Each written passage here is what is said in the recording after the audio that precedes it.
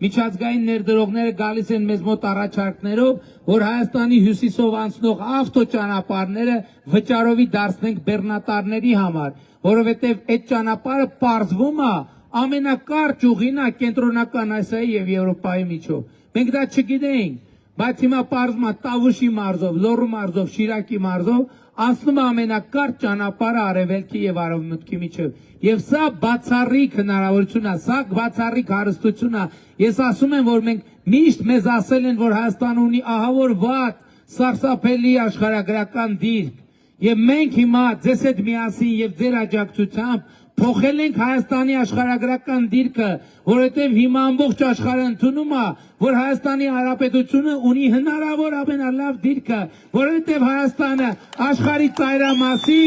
վերածվում աշխարհի կենտրոնի, Հայաստանը